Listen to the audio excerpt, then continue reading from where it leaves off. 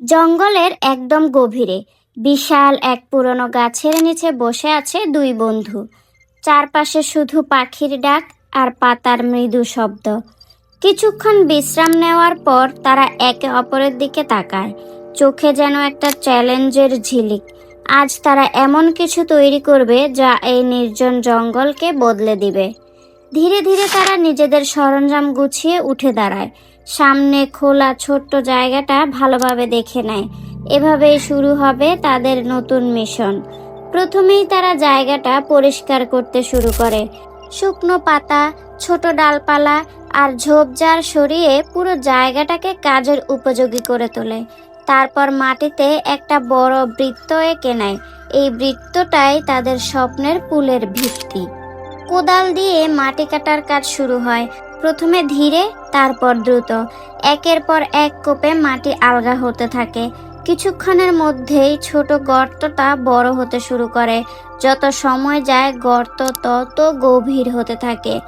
মাটি তুলে বাইরে ফেলতে ফেলতে তারা যেন আরো বেশি উদ্যমী হয়ে ওঠে। গর্তের গভীরতা বাড়তে থাকে আর ধীরে ধীরে বোঝা যায় এটা শুধু সাধারণ কোনো গর্ত নয়, এখানে তৈরি হচ্ছে অসাধারণ কিছু। কিন্তু আসল চমক তখনও বাকি। মূল গর্তের চারপাশে তারা আরো কিছু ছোট গর্ত খুঁড়তে শুরু করে। এরপর সেই গর্তগুলোকে সরু সুড়ঙ্গ দিয়ে যুক্ত করে দেয়। পুরো জায়গাটা ধীরে ধীরে একটি রহস্যময় আন্ডারগ্রাউন্ড ডিজাইনে রূপ নিতে থাকে। ক্যামেরায় দেখা যায় তারা কত নিখুঁতভাবে প্রতি অংশ মেপে মেপে তৈরি করছে। দেখে মনে হয় যেন প্রকৃতির মাঝখানে কোনো অভিজ্ঞ স্থপতি নিজের মাস্টারপিস গড়ে তুলছে।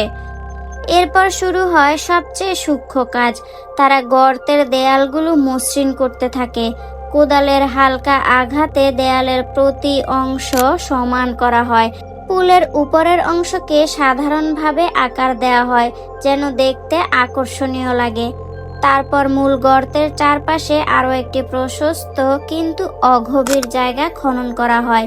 দেখে বোঝা যায় এটি শুধু সৌন্দর্যের জন্য নয়, এটা পুরো ডিজাইনকে আরো কার্যকরী করে তুলবে।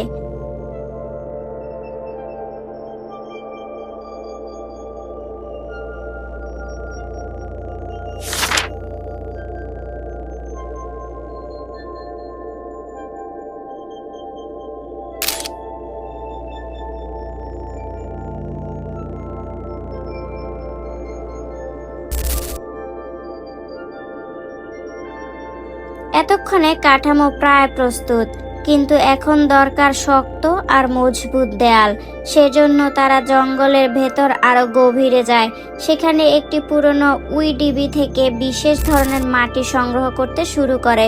ঝুড়ি ভর্তি করে সেই মাটি আবার কাজের জায়গায় নিয়ে আসে। এরপর মাটির সাথে পানি মিশিয়ে তৈরি করে ঘন কাদা। ধীরে ধীরে সেই কাদা দিয়ে তারা গর্ত আর সুড়ঙ্গের ভেতরের দেয়াল প্লাস্টার করতে থাকে। এই অংশটাই পুরো নির্মাণকে একদম অন্য মাত্রা দেয়।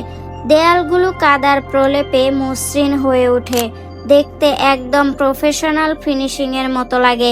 বিশ্বাসই হয় না এত সুন্দর কিছু শুধুই হাতের কাজ আর জঙ্গলের উপকরণ দিয়ে তৈরি হচ্ছে।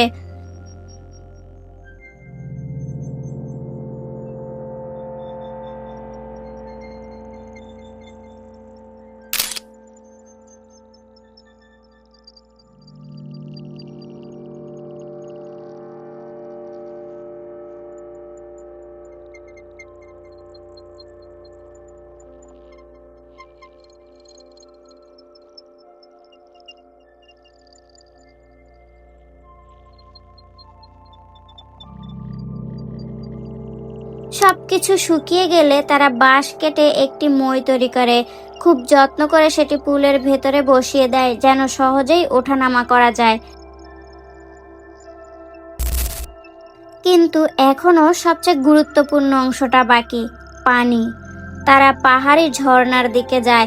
লম্বা বাঁশ কেটে সেটাকে পাইপের মতো তৈরি করে। তারপর খুব হিসাব করে সেটিকে পুল পর্যন্ত বসিয়ে দেয়। এখন সেই মুহূর্ত যার জন্য এত পরিশ্রম। ঝর্ণার পানি ধীরে ধীরে বাঁশের পাইপ বেয়ে নেমে আসতে শুরু করে। প্রথমে কয়েক ফোঁটা, তারপর এক টানা স্রোত। ধীরে ধীরে পুলটি ভরতে থাকে। দুই বন্ধু দাঁড়িয়ে মুগ্ধ হয়ে তাকিয়ে থাকে নিজেদের কাজের দিকে। এতক্ষণকার পরিশ্রম যেন চোখের সামনে জীবন্ত হয়ে উঠছে। পানি পুরোপুরি ভরে গেলে তারা পুলে নেমে পড়ে। ঠান্ডা পানিতে সাঁতার কাটতে কাটতে তাদের মুখে ফুটে ওঠে তৃপ্তির হাসি। কিছুক্ষণ পর তারা পুলের পাশে বসে তাজা ফল খেতে থাকে। চারপাশে জঙ্গলের নীরবতা, মাথার উপর খোলা আকাশ আর নিজেদের হাতে তৈরি এক অসাধারণ সুইমিং পুল। ভাবতে অবাক লাগে, যেখানে কিছুক্ষণ আগেও ছিল শুধুই মাটি আর জঙ্গল, সেখানে এখন দাঁড়িয়ে আছে এক অনন্য সৃষ্টি। প্রকৃতি আর পরিশ্রম এখন একসাথে মিলে যায়, তখন অসম্ভবও সম্ভব হয়ে ওঠে। আর এমন আরো অবিশ্বাস্য নির্মাণ দেখতে চাইলে একটা ছোট কাজ করতে হবে। স্ক্রিনের নিচে যে লাল বাটনটা চুপচাপ বসে আছে, ওটাকে একবার ছুঁয়ে দিন, কারণ আপনি সাবস্ক্রাইব করলে পরের বার যখন আরো অবাক করা কোনো জঙ্গল প্রজেক্ট শুরু হবে, সবার আগে খবরটা কিন্তু আপনার কাছেই পৌঁছাবে।